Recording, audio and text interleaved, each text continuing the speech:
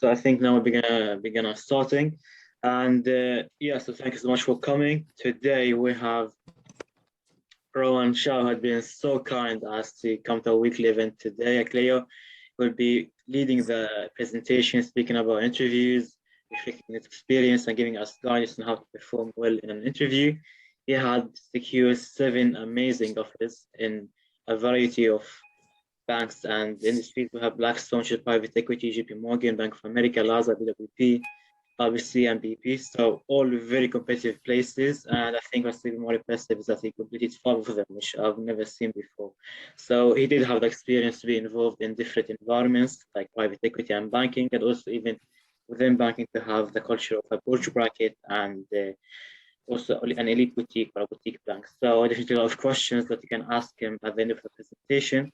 He has an offer next year for Lazard that summer. He's going to be interning, I think, about 8 weeks to 10 weeks, and I'm sure he's going to be doing good, if not better. So good luck for him. But anyway, I will be taking the lead, and yeah. So. Yeah, perfect. So thanks for the introduction. So again, my name's Ron, and yeah, so literally I will be covering the whole interview process. So the different types of interviews, what to expect, what's going to come up. And at the end, you can ask me anything, though. It doesn't have to be specific to interviews. It can be about the specific firms, CVs, anything. So please feel free to save your questions then.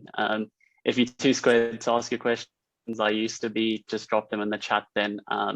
But yeah, let's get on to it. So you'll come across 3 types of interviews. You get your face-to-face interviews, which are kind of like how we're doing now. I guess with COVID, this is the new face-to-face.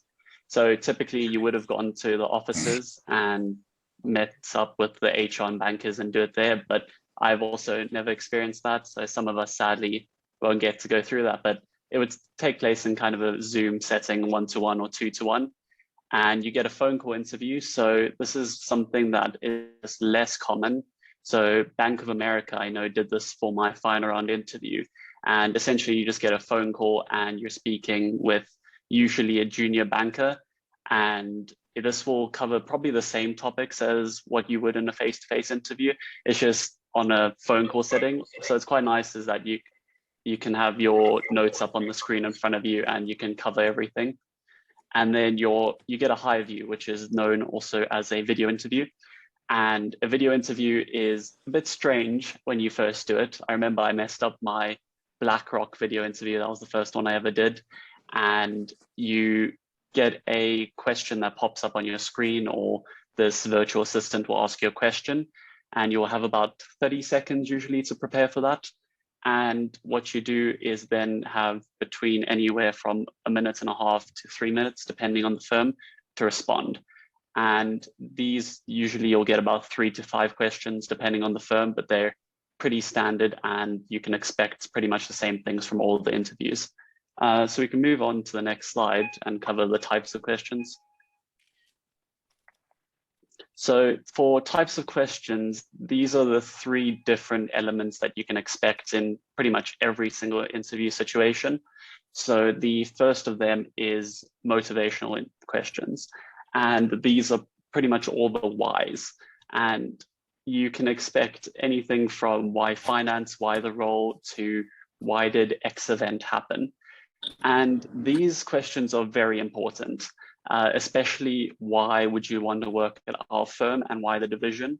Those specifically are answers that you should try to nail. And what I'd say you should particularly focus on is why the company. So I remember for my Lazard interview, I wrote this quite a long notes spreadsheet on little points that I loved about the firm. And you have to make this as unique as possible.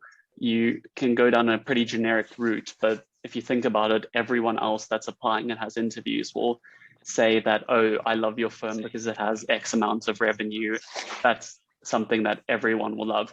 So try have an element that's a bit different to what everyone else would say, and try make your answer as impactful as possible. It can be literally anything. So for one of the things I used to mention about Lazard is they'll probably have this year the same thing, is that they have this WhatsApp style chat with their HR, and online you can essentially SMS one of the HR reps any questions, and it's a back and forth text messaging service almost.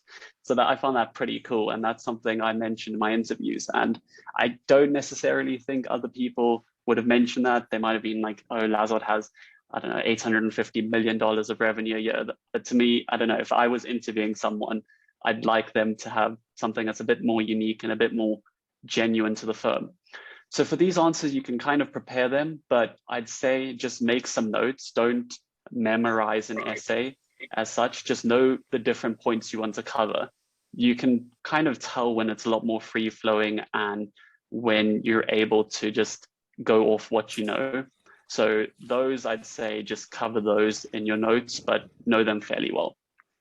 Then the next is commercial awareness. Now, these don't come across that often. They're more generally for video interviews.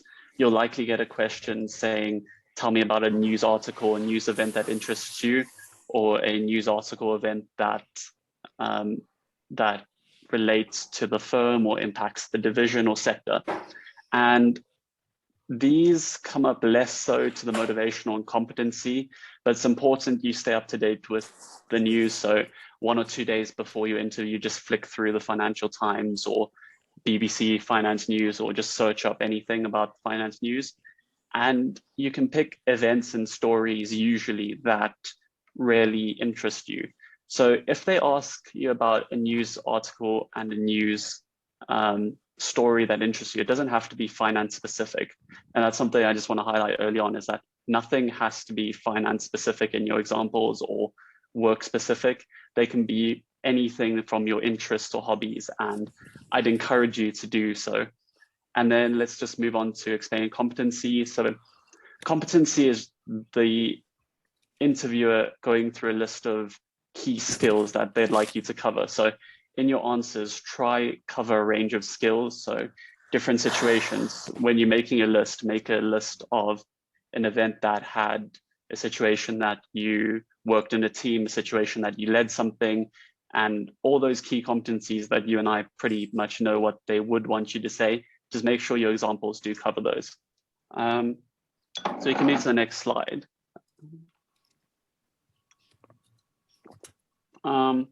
So it's important to stand out in your answers. So as I mentioned earlier, try be as unique as possible.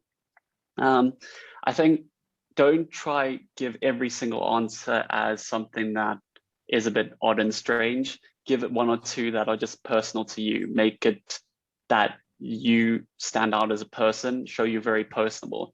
Because I think one of the main questions interviewers will be having in their heads is when they're interviewing you, they'll be thinking, can I see myself working with this person? And if you're a bit robotic, if you're a bit, I have my answers prepared, I am going down the finance route, that's all I've ever done, that's all I ever wanted.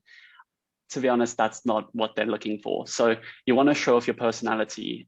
So whether your interests are within ballet or within photography or chess or video gaming, explain that. They want to hear that. So I go to the story quite a bit, and I guess it's not an interview, but for BlackStone, they, in the online application for their diverse leaders program, they had a question that asked, they had a question that asked what creative work or creative piece has inspired you, and or it could be a person. So I generally just thought the usual, what we'd cover is Nelson Mandela, I'm South African. So that for me, I was like, oh, cool, let's do that. Or let's do Mahatma Gandhi or something. But I couldn't pick an idea. And eventually I got very tired of just thinking. So I just thought, let's do something insanely random and creative. And I wrote about how Winnie the Pooh can be taken as an inspirational work. And I didn't expect to get a return offer. I don't think I planned on it, but I got moved to the next round somehow. And off the back of telling a story about Winnie the Pooh being inspiring somehow, you can make it to the next round. So it's important, don't just box yourself into just being a finance wizard. And the next is being a good storyteller. It's important to be able to convey something that happened in a way that makes it interesting to the interviewer. I think if you're saying a story in a way that's not conveying exactly what you wanted to, the interviewer won't have the same idea of what's going on. So I think you can practice this just in everyday conversations, whether you're telling your friend at university about a past experience you've had before coming to uni, or your family telling them about your university stories. You can practice it, but it probably will start becoming more natural the more you do them. And then be genuine and true. So a lot of people, and I've had a few people that are applying to Spring Weeks now say like, oh, my friends are lying about stuff on their CVs and telling fake stories and stuff. My advice is don't. As tempting as it is to say you did certain work experiences and things like that, don't. Especially when it comes up in interviews, you can get caught out.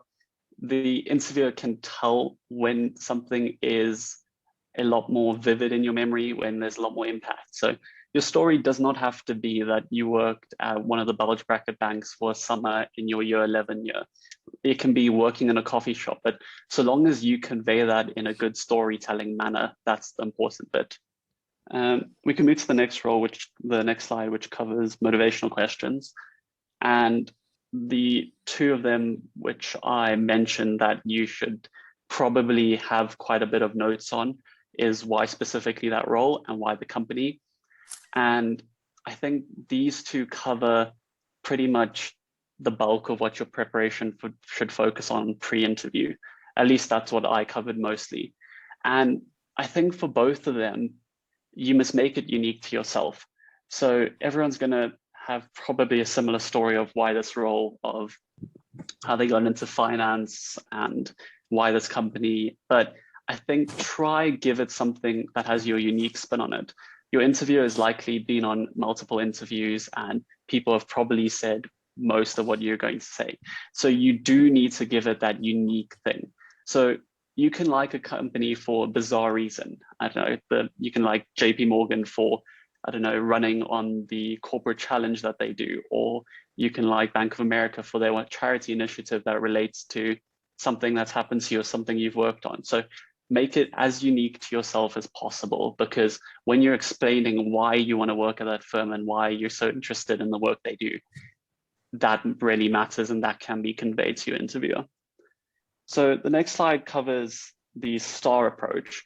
To be honest, I never necessarily use this in my head knowingly, but I think this is a really good approach if you're not sure how to structure answers. I think to me, somehow along the way, it comes quite naturally and when I tell my stories in interviews, but it's really important that you cover these 4 aspects in your answer, because these will tick all the boxes that they're looking for. So you can start by explaining the situation, whether the situation is at some class you did, or at some camp you went on, or a holiday you even went on. Try explain the situation as vividly as possible and what the issue was. So for example, a question that often comes up is, tell me about a time you were working in a team and you had a problematic team member, and what did you do? So the question follows that natural progression of starting with the situation. So an example I can give off the top of my head is at uni, we had this project and we had to go about designing a project video covering a certain topic.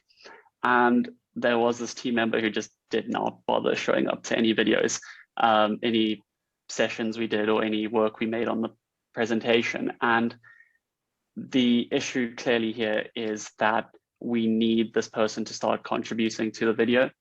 And then you can go on to say, what did you personally do to turn that around? Or what did you personally do in that situation? And what was your impact on it? So my action could have been that, oh, I started speaking to the person personally. I started getting on with them. Maybe they're a bit shy. Maybe they're a bit they don't know what to do. They don't know what responsibilities have been given to them.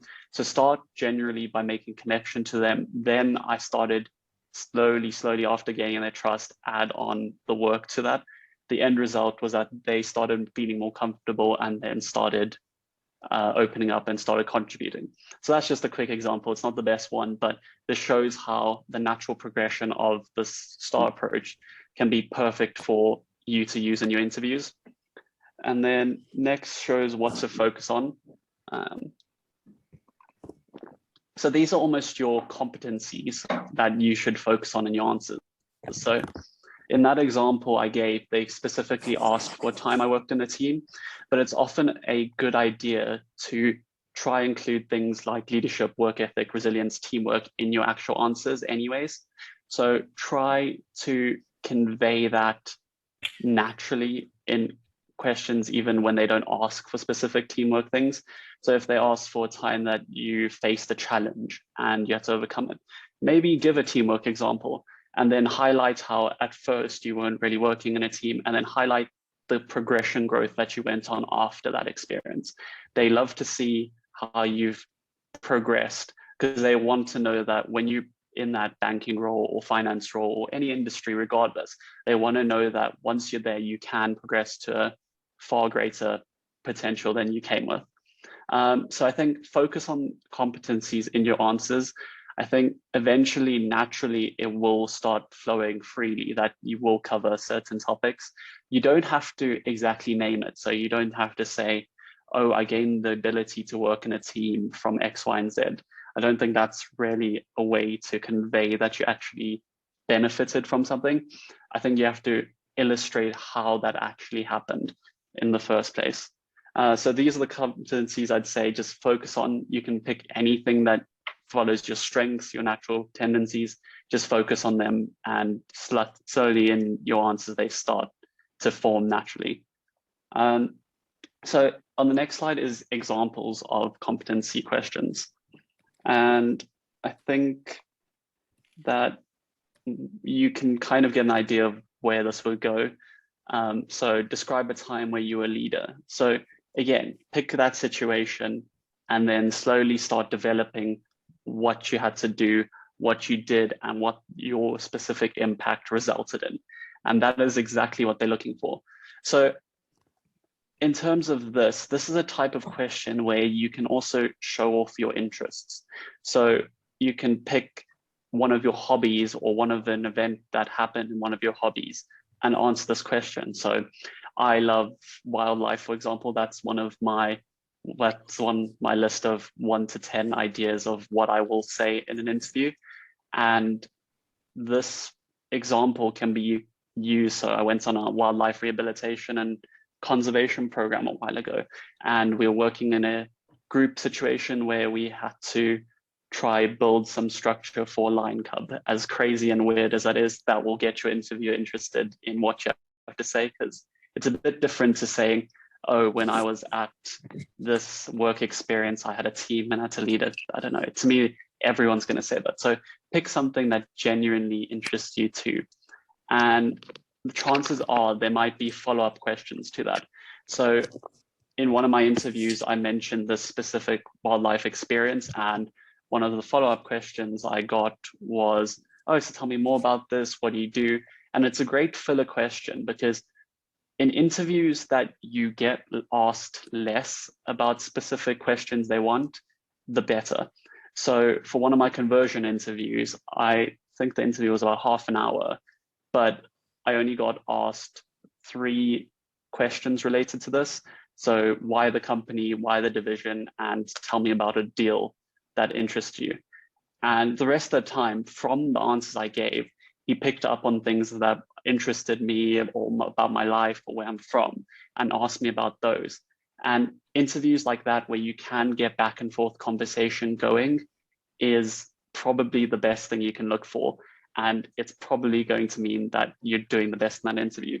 So regardless of questions here, tell me about a time you failed, strengths and weaknesses, conflict. A lot of them even include how you'd manage deadlines. So one of them I've even gotten before is your MD is on the way to a meeting and you realize that something is incorrect with the slides. What do you do? And the way to answer those type of situational questions is actually just think about, okay, I've messed up. My MD's on the way to a presentation now with a client. what am I going to do? And try make this as genuine and thoughtful as possible. So explain your thought process. So my MD is on the way there. I would see, can I contact him in that time? If he's already at the meeting, some banks have they use Teams, they use Slack as a form of communication. So a notification will pop up on their screen. So say I've sent you the revised slides, I've sent you a message saying this has been edited, my apologies, so that your MD can possibly. If they're already stuck, that's the follow-up question that always gets asked, that they're already in the meeting, they can't take it, then what do you do? So then you'll call them after the meeting, explain the situation, say that you've fixed the adjustments and that you'll tell the client that here are the revised slides. And then importantly, what you're going to say is what you learned from that is that next time I'm going to look back, see where the mistake was made. Was it something that I didn't understand? Is it something that I misinterpreted? Did I do the wrong thing? Should I go watch a YouTube video on how to do it? Should I go sit with an associate and try get them to explain it to me? So it's all important about letting them know your thought process in that situation. So these competencies use a broad range of experiences, but also try be as thoughtful and as situational as possible. Then commercial awareness is something that doesn't come up as much, but something that you should go into every single interview prepared for, especially within finance, is a recent deal that the company's been involved in. So I tend to have one or two just in case they ask for follow-up, and especially trying to cover that maybe the interviewers in that team that the deal was on. And in the slim case it would be very cool for you to be able to speak to them about the deal they worked on. So pick two deals in different teams or different sectors that interest you. But also I think important thing to do is try pick a deal that has a lot of substance to it. And what I mean by this is that there's a lot to say about it. So you don't want to say that, oh, this deal that your, I don't know, healthcare team worked on for $1 billion really interests me. That's not going to tell them why you're interested. So the why is the crucial part of explaining further that I'm interested because the company that placed the bid was rejected, and the company essentially said that the bid was so low that it was insultful. That's one of the examples I have. It was a French waste management deal that I mentioned in one of my interviews. And this deal was crazy because the French government owned one of the companies, and then it's all about waste management. And then the deal went hostile and they tried to take them over. And it was just so complicated, but there was just so much to say that this person and I, even though he'd only heard about the deal and he just wanted to know why I liked it, he had no idea what it was about and the details. He just wanted to know why. And we just spoke back and forth. And then he asked me, oh, so then why do you think the deal was dubbed as disrespectful? Why do you think the deal went hostile? Or just things like that. And he's not trying to trick you up. They're trying to just assess your thinking and just try see that you genuinely have a passion for it. And then try keep up to date with company news. They don't typically ask for like little nitty-gritty specifics, but I've heard from other people that they can tend to ask. So in conversion interviews, they tend to take it a step further. So after you're on the spring week, they take it a step further. And I know someone that got asked, tell me, do you know the stock price for our company? And thankfully they prepared that. But I've never personally been asked anything like that. It's just generally what deal interests you, what news has happened that interests you. And with news, I think go with something that has happened in the specific industry that genuinely interests you. So as weird as it is, if you go into investment banking interview and now you say that, oh, I've heard about how the investment banking firms in America have now increased analyst pay to $100,000, whatever, then I think that's just something that necessarily wouldn't come up from anyone else, but it's also something that you can start engaging with the person, and then they'll probably ask you a follow-up that you can expect of, oh, so do you think this solves the problem of analyst burnout or keeping analysts in investment banks from moving to private equity or something? and you can give your genuine perspective on whether it actually makes a difference or not to that.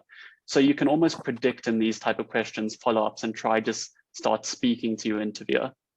Then next is just a list of questions. So these are 4 questions that often come up. I've been asked question 4 there a lot. So how's the pandemic affected the industry? And I mean, pretty much everyone's going to say, oh, things like technology and healthcare have seen a huge M&A boost, but then things like hospitality industries and tourism have been negatively affected. So there's less deal activity. But you need to take it a step further and critically analyze.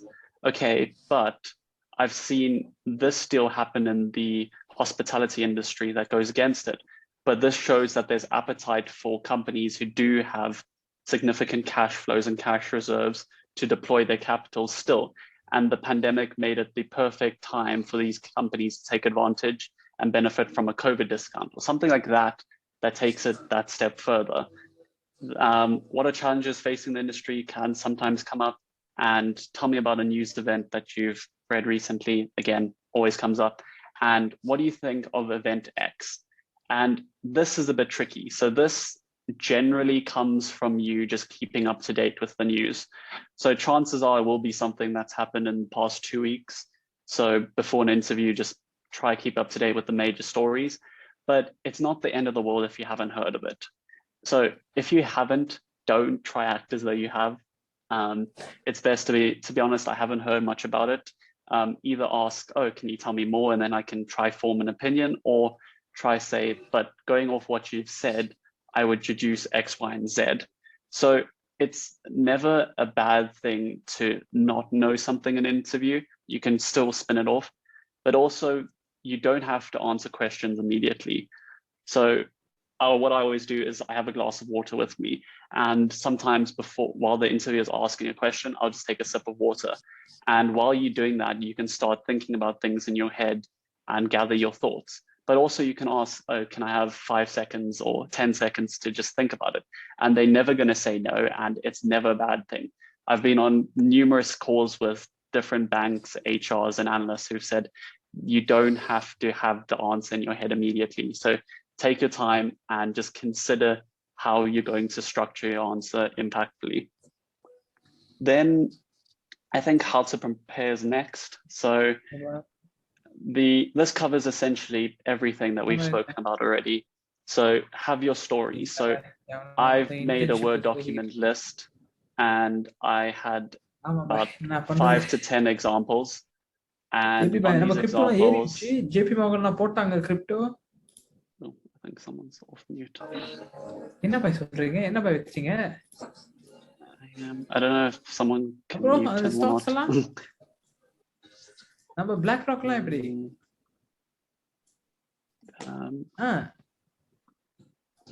I don't know who's admin, but I think whoever's host can. Oh. இல்ல பாய், டாட்ஸ்லாம் ஏறிக்கிட்டு இருக்கு. நம்ம எத்தீரியமும் ஏறிக்கிட்டு இருக்கு. Arvin, do you want to mute yourself? இப்ப 3223 ல ஓடிக்கிட்டு இருக்கு. Do you want to mute yourself? Oh, sorry. Okay, Waleed, could you please mute Sarvin? I muted them. Yeah, okay, good. Sorry, I thought I was... Okay, perfect. Okay. All right, so these cover the 3 elements, what I've just mentioned, just right in front of you. So have a list of different stories you want to say. So I personally just made a list of about 10 different situations. One of them was even sorting out my housing for my second year with my flatmates, or one of them can be this work experience you did. So have a mix of ones from school, ones from university, ones from societies, ones from your hobbies, anything. You can spin everything in a way that will answer their questions. Then revising and research, you can find online numerous guides of questions that can come up. I'm not sure the university years that people are in here, but I'd say if you're a first year, pretty much there's not going to be anything technical. I've never been asked a technical question until the conversion interviews after the spring weeks. So you don't have to focus on those. Focus on your competencies and your situations and your storytelling. But if you're in second and third year, then you can start working on revising your technicals. Then just find out what can come up. A lot of the time you can get lucky on these different groups. And when you start connecting with different people in the same position as you, they could have done a video interview before you, and they can let you know what to expect. That's something that I've learned has happened a lot, especially with the conversions. You get really close to your fellow spring interns and you don't mind helping each other out. I've had people offer to run mock interviews with me and let me know what the questions will be and stuff. So I think connecting with other people in your environment is actually very important to find out what might come up and what to expect, and just benefiting. Some people might have advice on how to do a video interview, or some people might say, oh, this interview was not stressful, don't worry, don't panic, they might calm you down. So anything you can revise and research to do with the interviews, try your best before. And then watch out for the news. You don't have to read the news 24/7 every single morning religiously.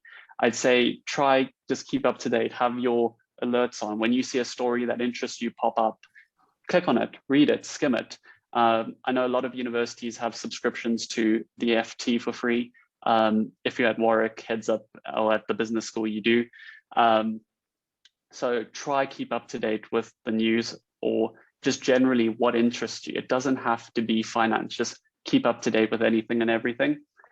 And then before we quickly go to the questions, I think There's I have a few. I wanted to like another slide. Oh, sorry, yeah. What was it?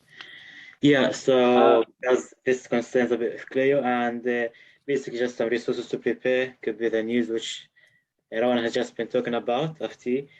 Question resources, we're planning to put them in Clio. We have a bit of a problem with the website, but if you join in the group, you should receive like a DCF for competency questions, commercial awareness, and everything that concerns that. In terms of how to prepare and more maybe advanced ways of actually getting ready to the interview, you could use Coursera, Skillshare, Udemy, or YouTube. There are free resources, paid resources, but there's obviously plenty of resources. Clio will also be posting on its LinkedIn page about the opening days and so on.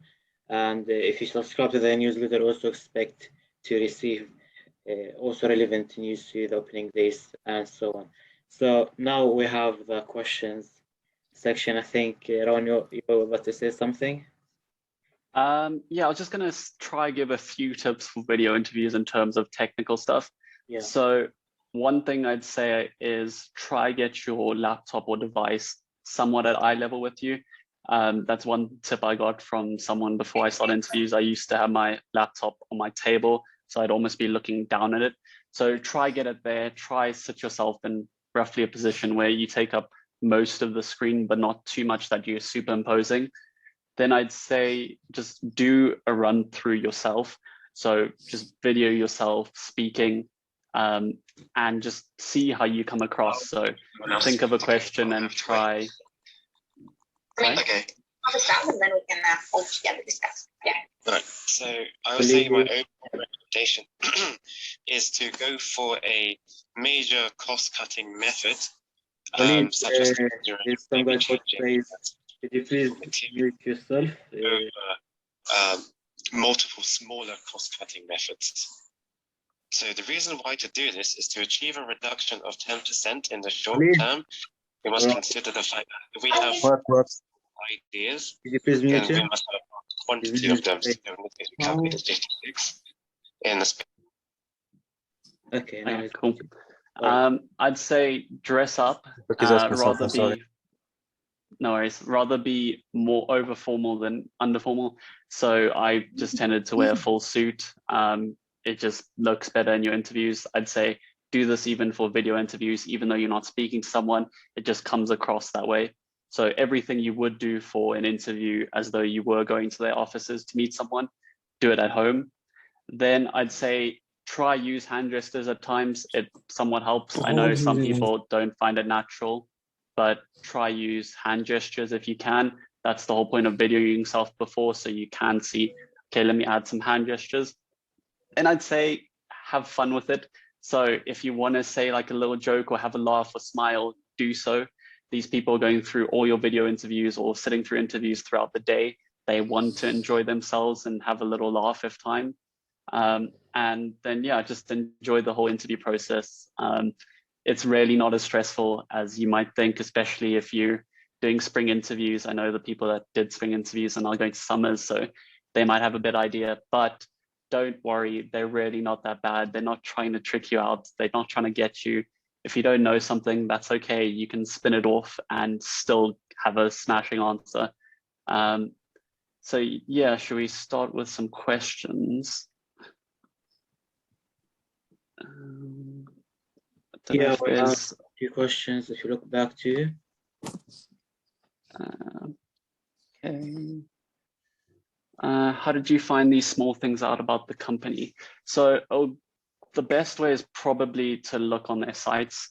But I think, I don't know, to me personally, I don't like just reading information off their sites. So a lot of them have events from now all the way up until their application deadlines. Attend them. These events will give you ideas on what to say. So ask questions to the analyst panel, HR, about little things, or you can even mention the event themselves. So say, oh, I really enjoyed how your firm had a specific event for the university in which we could engage in.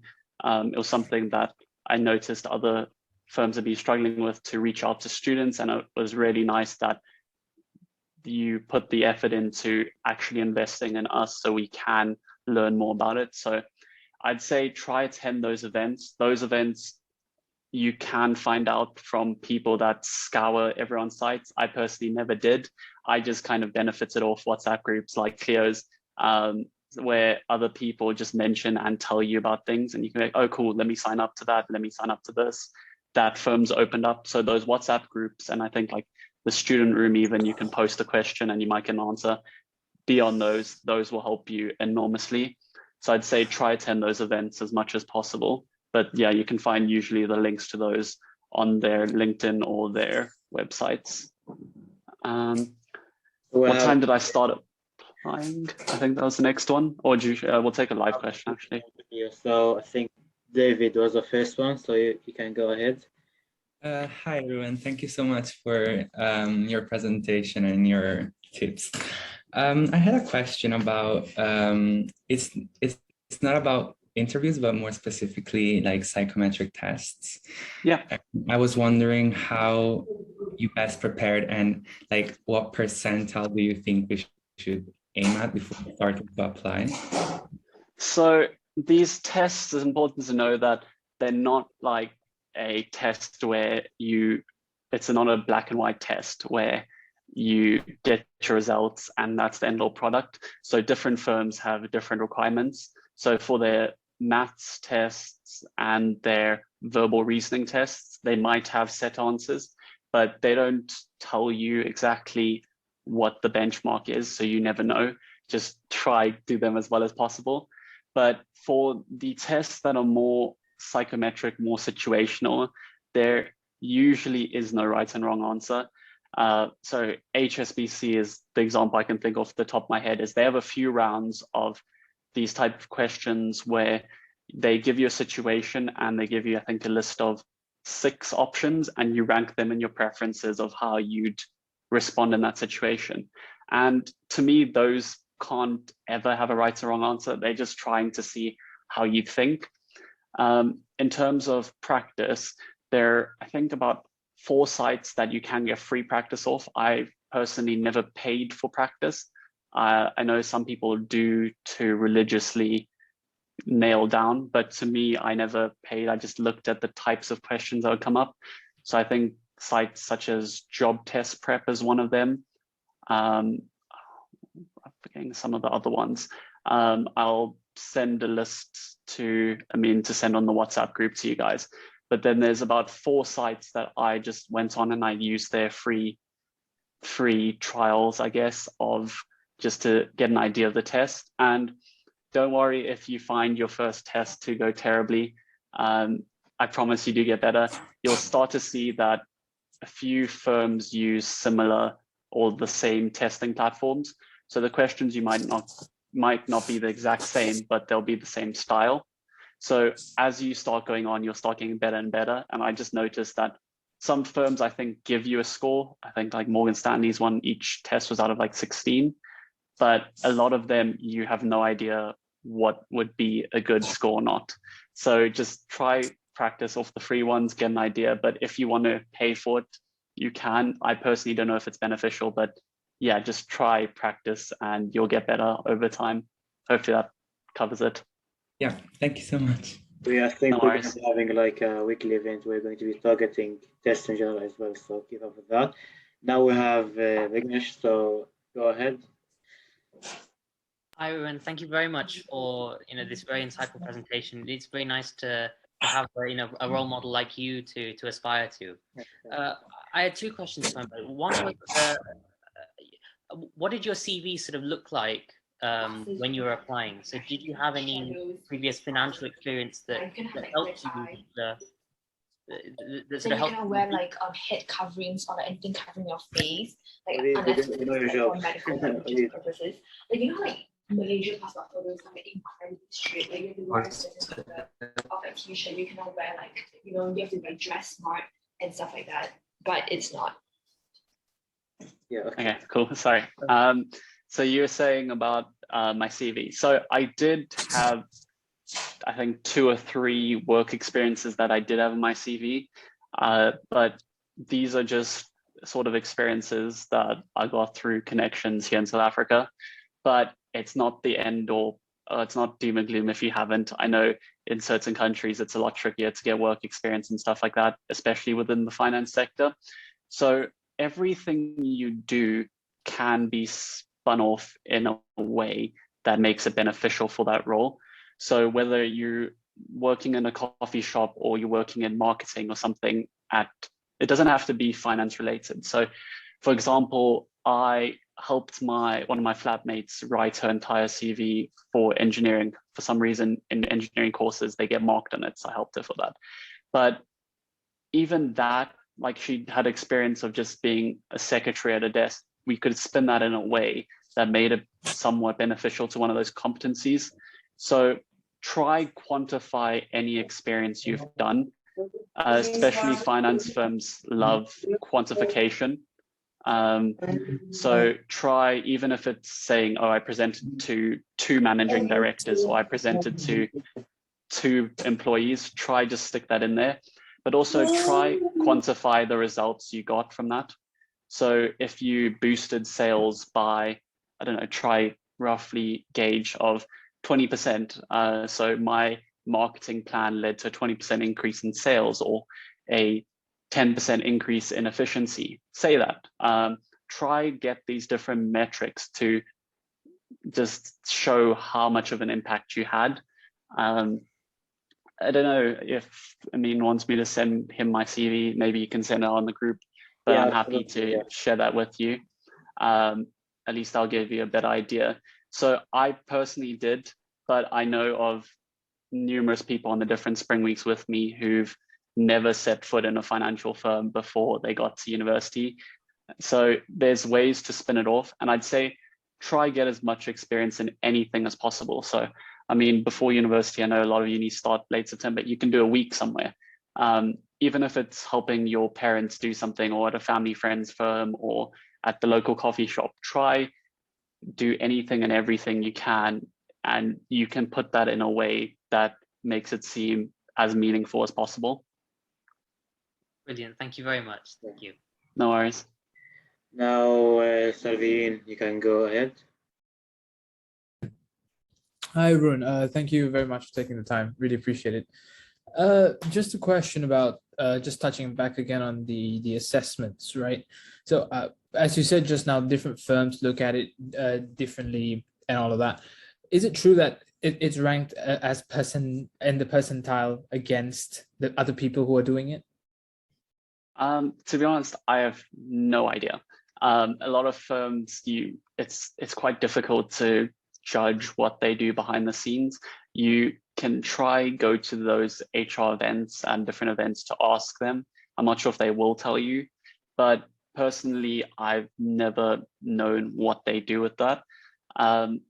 I'd say it's pretty likely that they either have a set benchmark or they rank you against everyone else, but I'm assuming it's probably a set benchmark most of the time, especially for the numerical ones. I think that for them is a way to cut down numbers.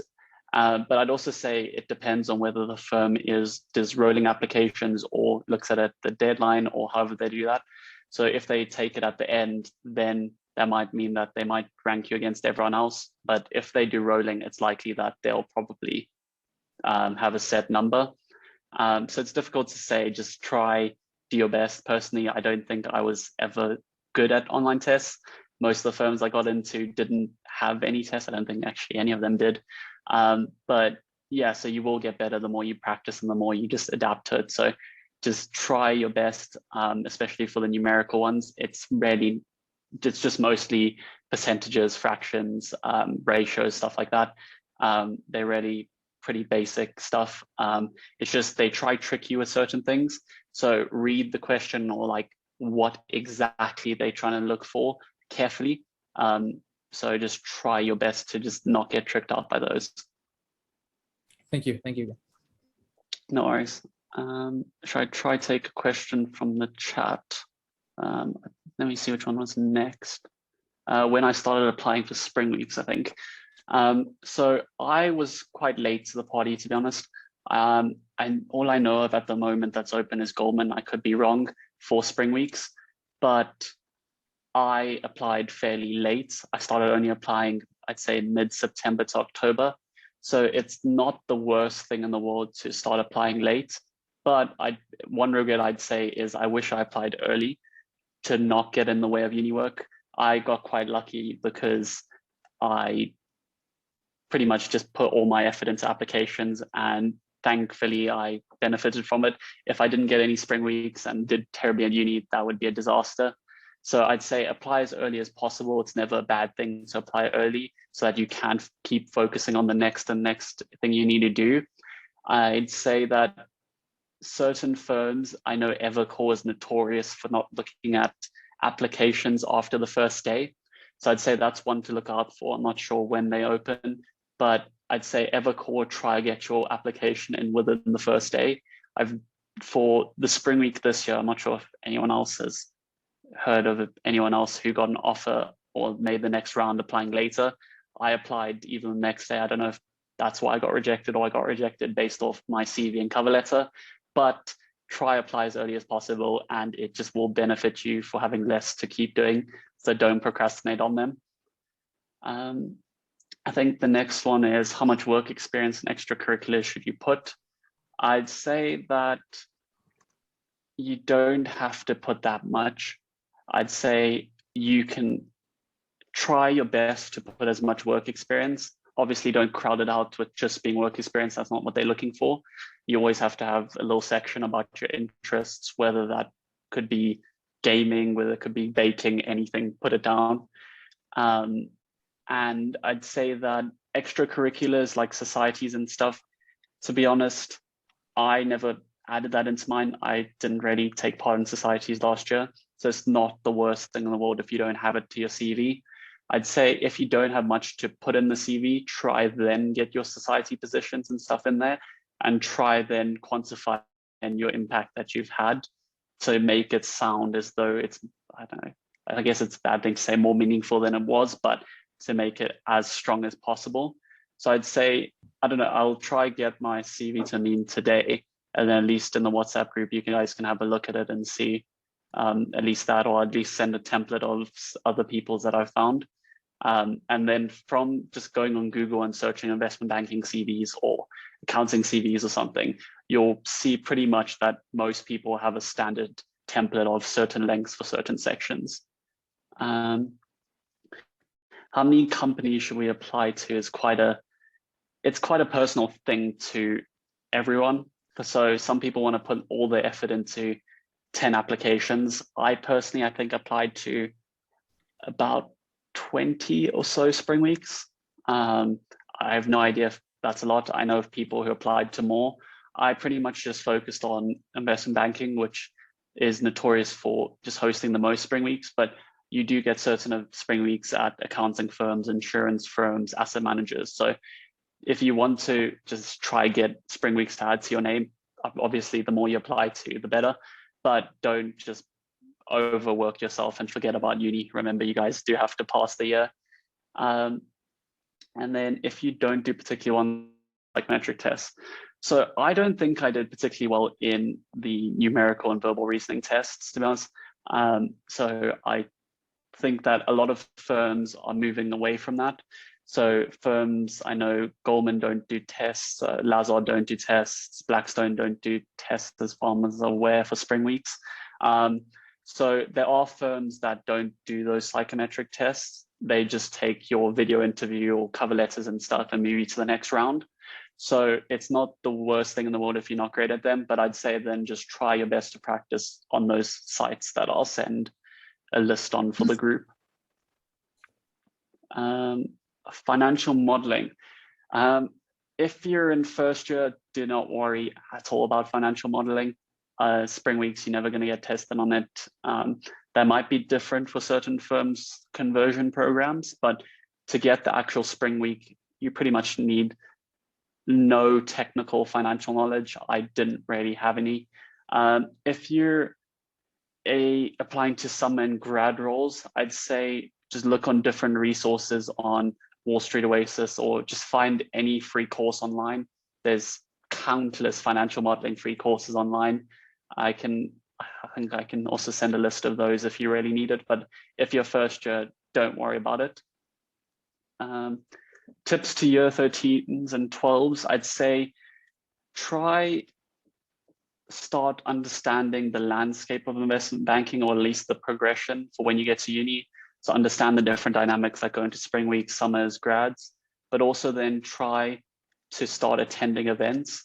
The more events you attend, I got to the UK, I never networked with anyone there.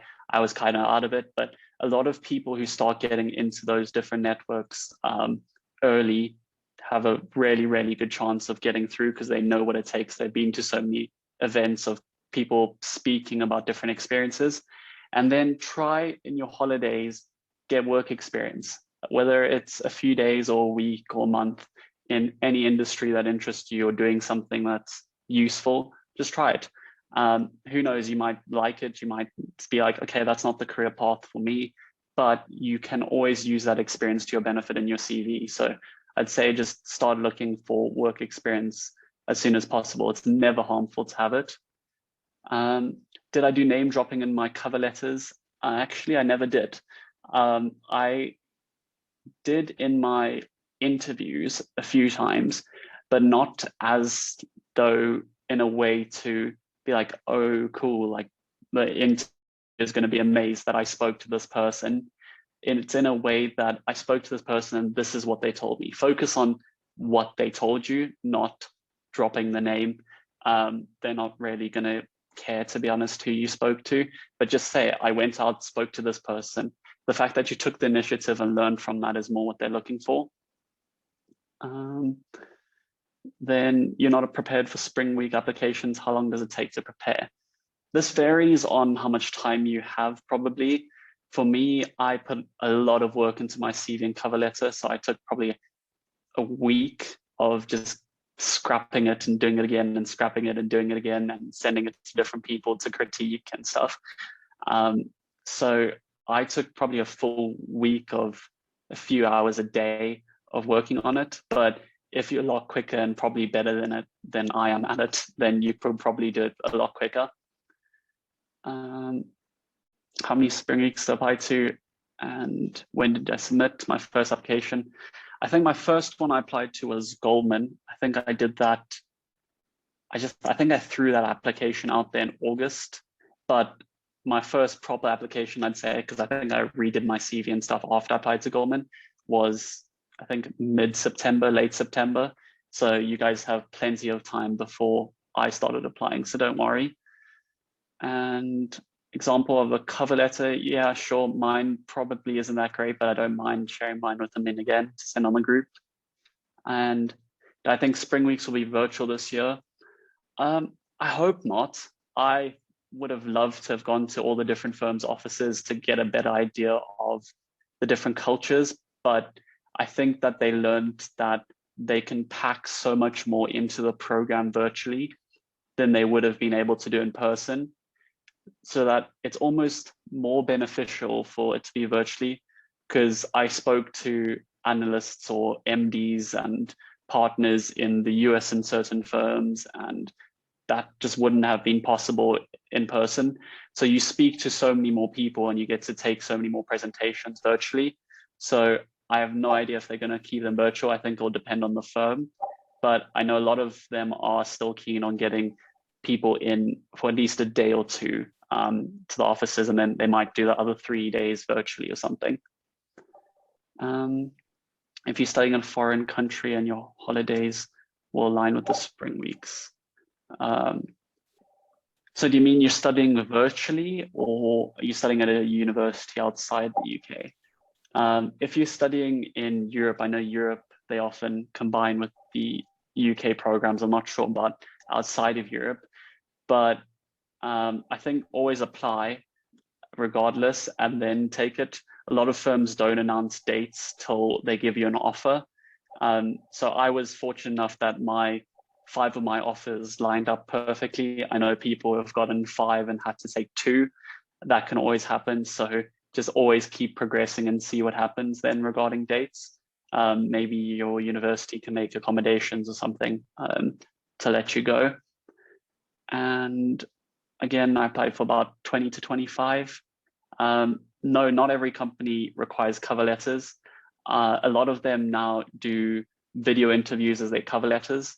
So video interviews, you'll submit your application online with your CV. So for example, Lazard do this, and you'll click send with all your details in your CV, and you'll get immediately a link to do the video interview within a few days. And this video interview is basically your cover letter. I much prefer it to a cover letter. I think you can show off your personality much better. And I think it's more beneficial for you guys to do those. So not every firm requires cover letters. Any tips again for the year 12s?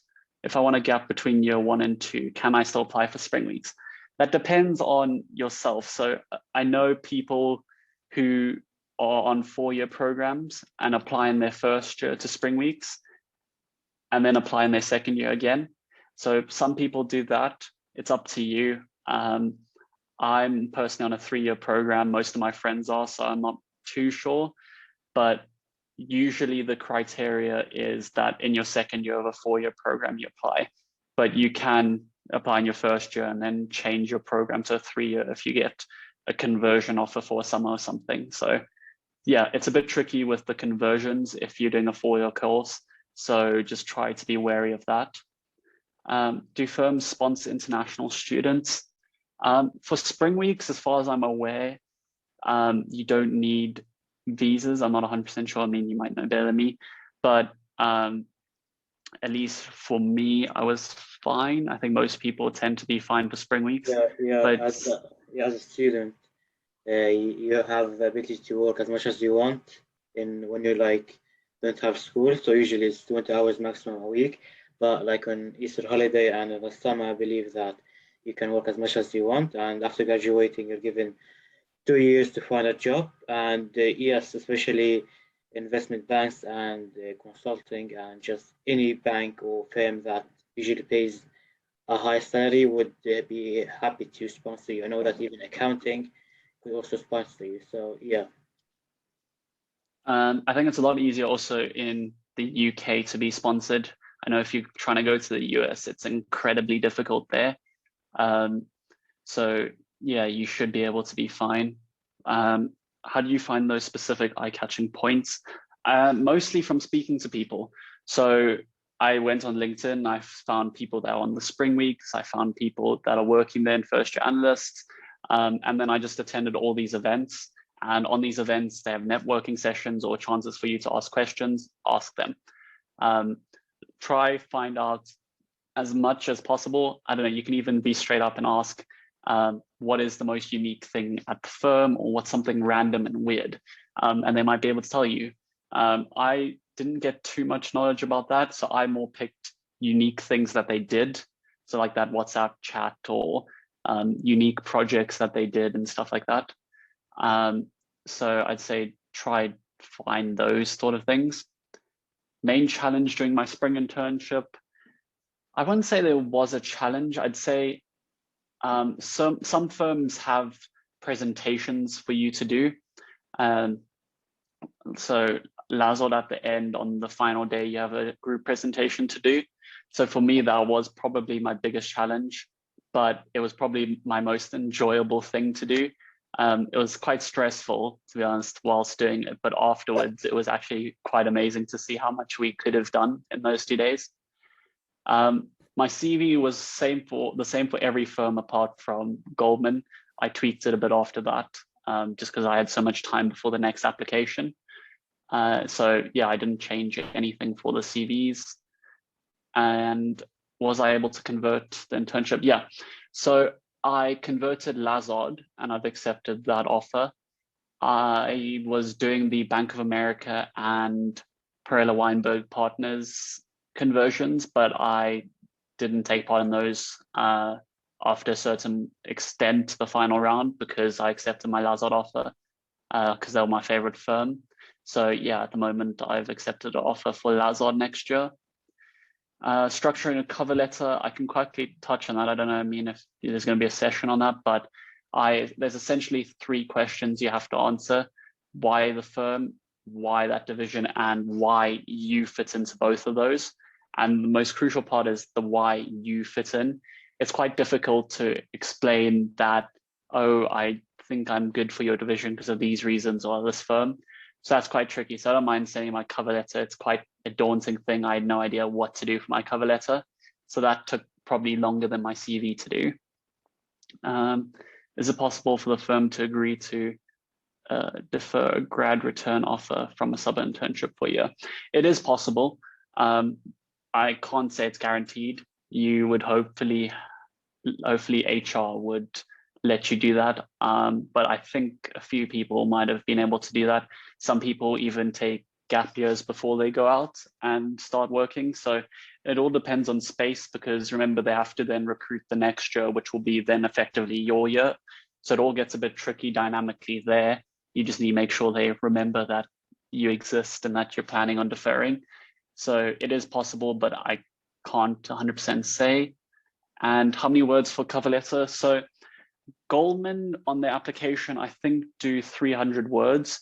So I always say to people, start with your Goldman cover letter, because that is probably the shortest one you'll have, because it's quite difficult to fit it in there, believe it or not. But then you can always add more after. So I'd say keep it to like 300, 400 words. You don't want to make it too long. You don't want to make it too short then. So I'd say try aim for about 300, 350.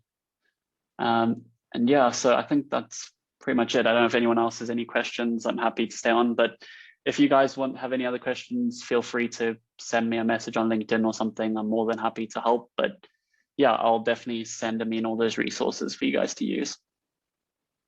Yeah, thank you so much. I'll definitely be sending them. So if there's not any other question, I don't want to like hang up on someone, but yeah, I guess that's it. Thank you so much. Has been a really amazing session. We have so many people today and tons of value.